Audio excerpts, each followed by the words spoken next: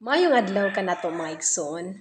So karon na ako'y gamay kapaambit kaninyo. Kini siya mga igsoon nga video para ni siya sa tanan nga mga hamtong nga mga open-minded nga mga tao nga nangita og partner sa kinabuhi, no? O mga kapikas sa kinabuhi. So mga igsoon, usa ra gyud ka quality or characteristic nga imong lantawon sa usa ka tawo, babaye man siya or lalaki. Unsa man kini mga igsoon? Kanang nahigugma sa Ginoo, nakipagrelasyon sa Ginoo. Unsaon nimo paglantaw kung sa ka tawo na ay maayong relasyon or nahigugma sa Dios? Makita na mga igsoon sa iyahang maayo pod pakigrelasyon sa iyang isikatawo, no? Kay nahigugma na siya sa iyahang isikatawo, nahigugma na siya sa Dios.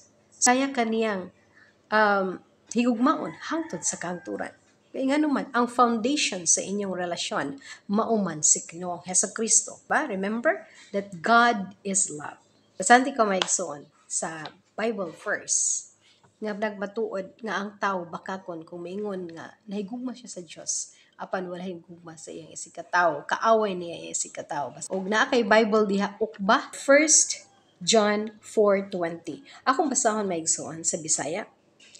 Ang muingon nga nahigugma siya sa Dios apan wala nahigugma sa iyang igsuon, kanang tawhana bakakon. Kay kun ang iyang igsuon mismo nga iyahang makita wala gani higugmaa, unsaon niya paghigugma sa Dios nga wala niya makita? So klaro kay maigsoon, kung wala gani na nahigugma sa Dios, wala siya na mahigugma kanimo. Dili love ng iyaha mga igsoon. Maybe it is just a lust. Ug kana mga igsoon, kung last lang ang iyang pakigrelasyon diha kanimo, di gina mo longtad. Ang iya sigurong karelasyon ron ikaw. Pero sa sunod adlaw, sunod bulan, o sunod tuig, lahi na po na maigsoon. Mao na siya relasyon nga tungod lang sa lust.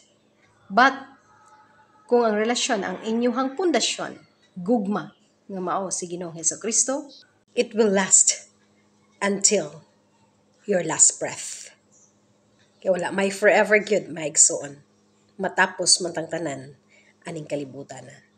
So mora na maigsoon. Very simple. God bless and thank you for watching.